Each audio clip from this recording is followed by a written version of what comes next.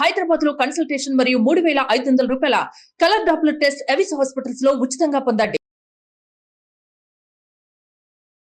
నమస్కారం ప్రియా చౌదరి గారు. చాలా ఇళ్లలో జరిగేటువంటి విషయం అండి. సొంత వాళ్ళే ఎవరైతే ఉంటారో సొంత పిల్లల్ని అవమానిస్తూ ఉంటారు, ఏదో సంబంధాలు అంటగట్టి. నిజంగా చాలా ఇళ్లలో జరుగుతాయి ఇవి. పెదనాన్న రూపంలోనో, లేదంటే బావ బామ్మర్దుల రూపంలోనో, లేదంటే బాబాయిల రూపంలోనో సంబంధాలు అంటగట్టేస్తారు. పొరపాటున ఇంట్లో పిల్లకి కనుక పెళ్ళి అవ్వలేదనుకోండి, వీళ్ళు చేసేటువంటి హడావిడి అంతా ఇంత ఉండదు. వాళ్ళేదో తీసుకొచ్చి వీళ్ళకి పెడతానంటే మాట్లాడతారు, లేదంటే లేచిపోయిందని అంటారు, లేదా ఎవరితోనూ ఉంటుందంటానంటారు. సొంత ఇంట్లో వాళ్ళే అలా సంబంధాలు అంటగట్టేస్తూ ఉంటారు. చాలా చాలా చాలా ఫ్యామిలీలు ఉన్నాయి. నాకు తెలిసిన లైవ్ ఎగ్జాంపుల్స్ ఉన్నటువంటి ఫ్యామిలీలు చాలా ఉన్నాయి. కష్టపడి తన లైఫ్ని తను లీడ్ చేస్తుంది ఒక అమ్మాయి. తనకంత 10 lakhs పైన అప్పు ఉంటే అది తీర్చడానికి కింద మీద పడి ఏదో తన బతుకుతూ ఉంటే తన మీద లేనిపోయిన సంబంధాలు అంటగట్టి చివరికి మెంటల్లీ డిస్టర్బ్ చేసి పడేశారు. అమ్మాయికి ఏడుపు తప్ప ఏమీ మిగలేదు. ఇటువంటి నేను చాలా చూశాను. ఎందుకంటే అంటే ఇట్లా పెదనాన్న రూపంలోనో, బాబాయిల రూపంలోనో, లేదంటే బావల రూపంలోనో ఇలా సంబంధాలు ఉన్నటువంటి వాళ్ళే, చుట్టాలే ఇలా అవమానిస్తే ఎలా? అటువంటి వాటికి మీరేం చెప్తారు? సాడిజం అంటారు ఒకటి. రెండోది ఏంటంటే, ఇప్పుడు తండ్రి వరుసలు అయ్యేటటువంటి వాళ్ళు ఎందుకు వాళ్ళ మీద బ్లేమ్ చేస్తారు, ఎందుకు చేస్తారు అని అంటే, ఇప్పుడు అమ్మాయి ఎదగడం అనేది వాడిలో ఎక్కడో ఒక విధమైనటువంటి జెలస్ అనేది క్రియేట్ అవుతుంది. లేదు, తనలాగా తన పిల్లలు ఉండకపోవచ్చు, లేకపోతే ఆ అమ్మాయి యొక్క జీవన శైలి ఏదైతే ఉందో, ఇప్పుడు మీరు అన్నారు చాలా సిన్సియర్గా బతుకుతారండి, సో కాబట్టి అని, ఏమో ఇతని మైండ్లో ఎలాంటి చెడ్డ ఆలోచన ఉందో దాన్ని ఆమె రిజెక్ట్ చేసి ఉండొచ్చు. అంటే అన్నీ ఇది అనను, కానీ నాకు తెలిసినటువంటి ఒక కుటుంబంలో జరిగినటువంటి విషయం చెప్తాను. నా చిన్నప్పుడు సొంత బాబాయ్ అన్న కూతుర్ని తీసుకొని వెళ్ళి సొంత బావమరిదికి, ఆల్రెడీ అతనికి పెళ్ళి అయింది, పిల్లలున్నారు, అతను హీఈస్ లీడింగ్ లైఫ్, బట్ అతను హీఈస్ వెరీ రిచ్ పర్సన్ అనమాట. సో తన పబ్బం గడుపుకోవడానికి, తను అతని దగ్గర ప్రాపకం సంపాదించుకోవడానికి సొంత అన్న బిడ్డని తీసుకొని వెళ్ళి అతనికి ఇచ్చేసినటువంటి సందర్భం. అంటే ఇంకా లైఫ్ లాంగ్ అతనితోటి ఆమె రిలేషన్ మెయింటైన్ చేయటం అనేది జరిగినటువంటి విషయం. నేననేది ఇలాంటి ఇష్యూస్ ఏమన్నా ప్రపోజల్స్ పెడతారు వాళ్ళు వీళ్ళ దగ్గర. సింగిల్ ఉమెన్ అంటే వీళ్ళు చెప్పుతో కొట్టుండి ఉండాలి, లేకపోతే ముఖం మీద ఉమ్మోసుండి ఉండాలి, లేకపోతే ఘాటుగా సమాధానం చెప్పుండి ఉండాలి, లేకపోతే సున్నితంగా రిజెక్ట్ చేసి ఉండాలి. అది కూడా వీళ్ళ మనసులో ఒక విధమైనటువంటి వాళ్ళ మీద ద్వేషభావం అనేది ఉంటుంది. సింగిల్ ఉమెన్ అనగానే మన లాస్ట్ ఎపిసోడ్లో ఒకటి మాట్లాడుకున్నాం నాగరాజ్ గారు, ఆ సింగిల్ ఉమెన్ అనగానే ప్రతి ఒక్కళ్ళకి ఏంటో ఆధిపత్యం వచ్చేస్తుందండి వాళ్ళ మీద. అంటే ఎదుటివాడు ఎదవగా బ్రతుకుతున్నా సరే, వాడు వెదవైనా సరే, ఏంటో ఎక్కడ లేనటువంటి నీతి సూత్రాలు ఈ అమ్మాయి కూర్చున్నా, నుంచున్నా, నడిచినా, తాగినా, తిన్నా, ఏ పని చేసినా కూడా దానికి వీడు కూర్చొని నీతి సూత్రాలు వల్లించేస్తూ ఆ అమ్మాయి జీవితాన్ని ప్రిడిక్ట్ చేయటం అనేది మొదలు పెట్టేస్తారు. మీరు మగవాళ్ళ గురించి మాట్లాడారు, ఆడవాళ్ళు లేరా అన్న? చాలామంది ఉన్నారండి. వీళ్ళు అంటే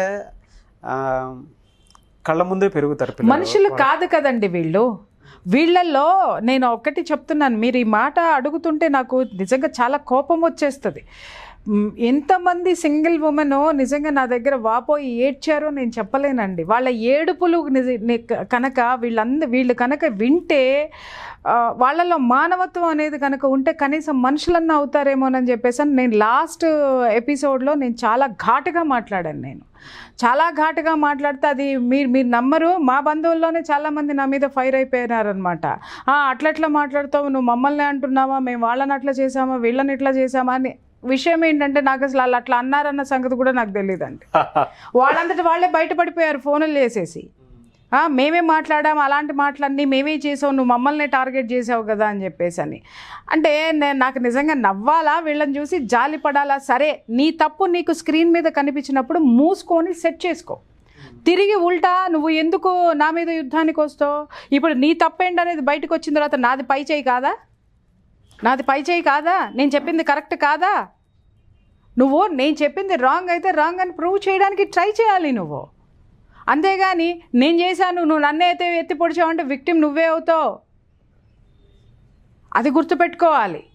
మమ్మల్నే అన్నారు ఈ మధ్య ఇది ఒకటి ఎక్కువైపోయింది సార్ నాకు. మీరేమో ఇక్కడ కూర్చొని క్వశ్చన్లు వేస్తూ ఉంటారు, నేనేమో నా ధోరణిలో నేను చెప్పుకుంటూ వెళ్ళిపోతా. నాకు చుట్టుపక్కల ఉన్న వాళ్ళందరూ మమ్మల్ని అంటున్నారు. అరే నేను మీకు ఒకటి చెప్పాను, 1:100, 100 కాదు, థౌజండ్స్ కాదు, లాక్స్. ఒకటే సమస్య సార్, ఎన్నో వందల కుటుంబాలు. నీ కుటుంబం ఒకటే భారతదేశంలో ఉందా, ఆంధ్రదేశంలో ఉందా, విజయవాడలో ఉందా, హైదరాబాద్లో ఉందా, లేకపోతే ఇంకో చోట ఉందా? లేదు కదా. అరే నీలాగానే జీవితాలు అందరూ ఉన్నాయి. ఇక్కడ కొన్ని కోట్ల మంది, 130 కోట్ల మంది జీవితాల్లో కనీసము ఒక 50 లక్షలకి 1:50 lakhs వేసుకోవాలి. ఒక్కొక్క సమస్య ఉంటుంది.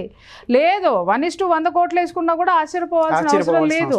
ఎవడికాడు ఏంటంటే గుమ్మడికాయలు దొంగనంగానే ఎవడికాడు ఇట్ట భుజం తడుకున్నాడంటే ప్రతి ఒక్కడు తోటలోకి వెళ్ళిన ప్రతి ఒక్కడు కోసుకొని వచ్చేస్తాడు బుడదంటిందేమోనని చెప్పేసి అని. సో అది తప్పెవరిది? మాట్లాడినాడుదా, తీర్పు ఇచ్చేవాడుదా? నువ్వు తడుముకుని నువ్వు బయటపడ్డావు. అది గమనించాలి. ఇక్కడ మీరు అడిగినటువంటి క్వశ్చన్కి నేను సమాధానం ఏమి ఇస్తాను అనంటే, ఇలా చాలా ఉంటాయి అండి. ఇప్పుడు బాబాయిలు ఎందుకు వేస్తారు, వాళ్ళు ఎందుకు వేస్తారు అనంటే, మనం ఇంతకుముందు ఇంకొక ఎపిసోడ్లో కూడా మనం శేఖర్ కమల్ గారి మూవీ గురించి మాట్లాడుకున్నాం. మనం సార్ ఒక విధమైనటువంటి భయంకరమైన పరిస్థితులు నడుస్తాయి అని చెప్పేసి మీరు నమ్మరు. చాలా విషయాలు. ఎందుకంటే వీళ్ళకి తెలియంది ఏంటంటే, వీళ్ళు ఇంట్లో మాత్రమే కూర్చుంటారు సార్. వాళ్ళ చుట్టూ ఉన్నటువంటి నలుగురు మనుషులే ప్రపంచం అనుకుంటారు. వాళ్ళు చదివిన పేపర్లో ఉన్నదే విషయం అనుకుంటారు. వాళ్ళు చూసిన టీవీలో చూసినటువంటి వార్త మాత్రమే నిజమని అనుకుంటారు. లేదా ఎవడో మోసుకొచ్చిన గాసిప్ అంటాడు. బట్ ఇక్కడ నేను కూర్చొని వందలు వింటాను. నేను వందలు విన్నప్పుడు ఏది ప్రాక్టికాలిటీ అని ఆలోచించలేనటువంటి మనస్తత్వం నాకు లేకుండా పోలేదు. ఏది అని జడ్జి చేసేటటువంటి జ్ఞానము నాకు లేకపోలేదు. సో అవన్నీ ఉన్నాయి కాబట్టి నేను ఇవాళ ఈ సీట్లో కూర్చోగలిగాను, ఇమ్మడగలిగాను, ఇంతమందిని నేను గైడ్ చేయగలుగుతున్నాను. ఇక్కడ ఏమవుతుందంటే సార్, మీరు ఇందాక అన్నారు కదా, బాబాయిలు తీసుకోండి, ఎవడన్నా తీసుకోండి, వాడికి వక్రబుద్ధే ఉంటుంది. చాలా వరకు వక్రబుద్ధి ఉంటుంది. 2 విషయాలు ఏంటంటే, వీడు ఇంకొకరికి ప్రపోజ్ చేస్తాడు, రిజెక్ట్ చేసి ఉండొచ్చు. ఇంకొకడు డైరెక్ట్గానే ప్రపోజ్ చేస్తాడు, వాడు బాబాయ్ అయినా సరే, అన్న వరుస అయినా సరే, ఎవడైనా సరే. ఎందుకంటే లీనియన్స్ అది ఒంటరిగా జీవితం గడిపే ఆడవాళ్ళకి మాత్రమే తెలుస్తుంది. అమ్మ అయ్యా దయచేసి ఎవరి కాళ్ళు తీసేసుకున్నారంటే రైట్, మీకు తగిలింది అనంటే మీరు కరెక్ట్ చేసుకోండి. అంతేగాని దండెత్తి వచ్చినంత మాత్రాన ఇక్కడ ఎవడో బెదిరేటోడు లేడు, ఇక్కడ ఎవడో నోరు మూసుకునే వాళ్ళు ఎవరు కూడా లేరు. అది కూడా గమనించండి.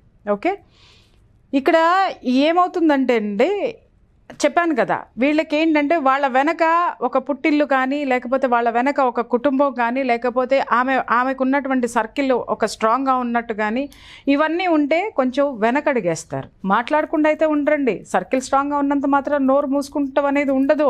వాడు పెట్టాల్సింది పెడతాడు, కానీ కొంత శాతం తగ్గుతుంది అన్నమాట. బట్ అది తెలిసిన తర్వాత ఒక్కడిని పీకితే 10 మంది సెట్ అవుతారు. ఇలాంటి ఇష్యూస్ ఉంటుంది. కానీ సామాన్యమైనటువంటి ఆడదాని విషయంలో ఏంటి సార్ చెప్పండి, చెప్పండి. మీరు ఎందుకు మాట్లాడతారు అనంటే ఇంకొకటి కూడా ఉండొచ్చు. ఎందుకంటే చెప్తున్నాను కదా, మనిషి అనేటటువంటి వాడిలో ఒక భయంకరమైనటువంటి బుద్ధి ఏముంటుందంటే ఈర్ష్య, అసూయ, ద్వేషం. ఆ అమ్మాయిని టార్గెట్ చేయడానికి ఆ అమ్మాయి ఒక్కటే కాదు, ఆ అమ్మాయి తల్లిదండ్రులు కావచ్చు. ఓకే, పాప అమ్మాయి వెళ్ళినటువంటి అత్తగారిల్లు కావచ్చు, లేకపోతే అమ్మాయి అక్క కావచ్చు, అమ్మాయి చెల్లి కావచ్చు, అమ్మాయి అన్న కూడా కావచ్చు. వాళ్ళని ఎదుర్కోలేనటువంటి పరిస్థితులు కూడా ఈ అమ్మాయి మీదకి ఇలా టర్న్ అవుతూ ఉంటాయి అన్నమాట. సో విక్టిమ్ ఎవరు అనంటే నిస్సహాయంగా, అసహాయంగా ఉన్నటువంటి ఒంటరి ఆడది.